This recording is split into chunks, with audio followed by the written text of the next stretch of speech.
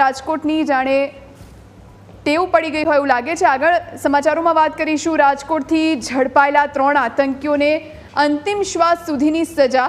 સોની બજારમાંથી ઝડપાયેલા 3 આતંકીઓને અંતિમ શ્વાસ સુધીની સજા। જુલાઈ 2023માં એટીએસે બાતમીના આધારે 3 આતંકીઓને ઝડપ્યા। અબ્દુલ શકુર, અલી, અમન, સિરાજ મલિક અને સાફન શહીદને સેશન્સ કોર્ટે સજા ફટકારી। અલ-કાયદા તઝીમનો પ્રચાર અને મોબાઈલનો ઉપયોગ કરી ભારત વિરુદ્ધ ઝેર ઓકતા હતા।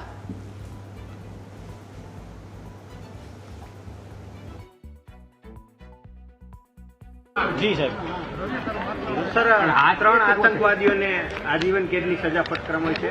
શું દલીલ થઈ હતી ને શું આખી હકીકત છે? 26 જુલાઈ 2023 અમદાવાદ એટીએસને એક માહિતી મળી કે રાજકોટ ખાતે ત્રણ શખ્સો ભારત વિરોધી પ્રચાર કરે છે અને કાશ્મીરના લોકોને ખોટી રીતે પડતી મુશ્કેલીઓ અંગે ભડકાવે છે।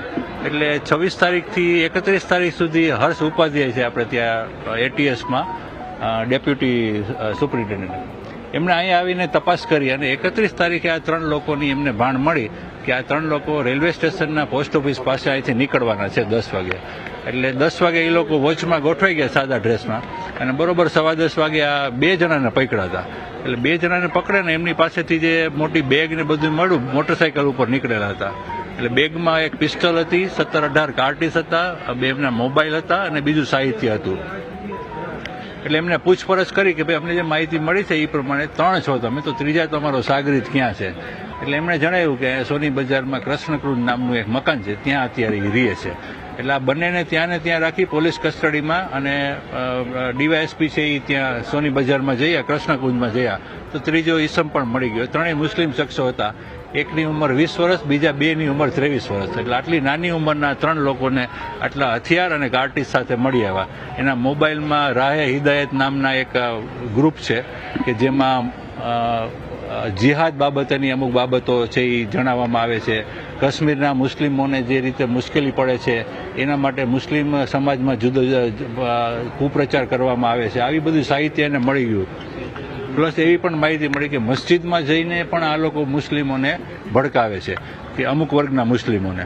એટલે આ બાબતની બધી તપાસ કરી તો એની પાસેથી એટલું બધું સાહિત્ય મળી ગયું કે જ્યારે પોલીસ તપાસના અંતે ખબર પડી કે આ તો નાનકડા એક પપેટ જેવું છે, પૂતળા છે, આ સંચાલન બીજે બહુ દૂરથી થાય છે અને વેસ્ટ બેંગાલથી અહીંયા રાજકોટમાં આવીને આ લોકો રહે છે થોડા સમયથી, અને આવા ઘણા બધી જગ્યાએ માણસોને રાખેલા છે। એમનો આખો કેસ ચાલી ગયો અને એમની પાસેથી જે મળી આવે ને, જે વસ્તુઓ મળી આવી, પિસ્તોલ મળી આવી, 18 કાર્ટીસ મળી આવ્યા, હિદાયતના સાહિત્યો મળી આવ્યા, કુરાનના અમુક સાહિત્યો મળી આવ્યા। આના ઉપરથી સાબિત થઈ ગયું કે ભાઈ આ લોકો દેશ વિરોધી, દેશની અખંડિતતા છે એ તોડવા માટેના પ્રયાસો કરે છે। એટલે ઇન્ડિયન પિનલ કોડની કલમ 121A હેઠળ એમની સામે ચાર્જ લીધો અને આર્મ્સ એક્ટ હેઠળનું પિસ્તોલ હતું એટલે, અને બંનેમાં કોર્ટે એમને તકસીરવાન ઠરાવેલા છે।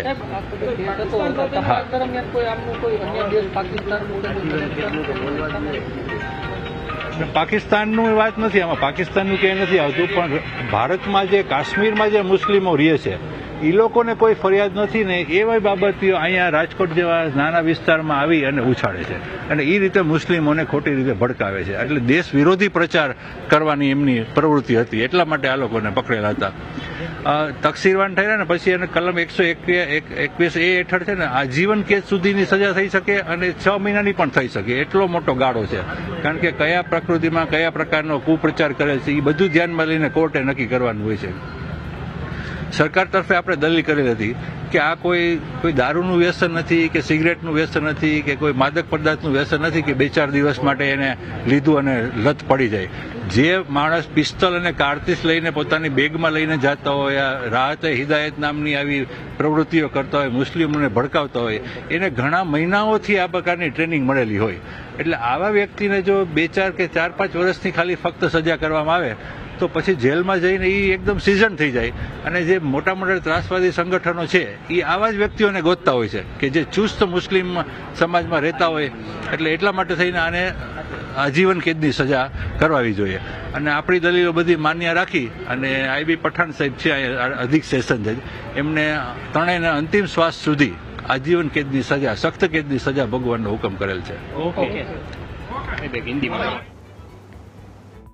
તો જુલાઈ 2023માં ત્રણેય આતંકીઓને ઝડપ્યા હતા અને હવે તેમને સજા ફટકારવામાં આવી છે. આતંકીઓને અંતિમ શ્વાસ સુધીની સજા મળી.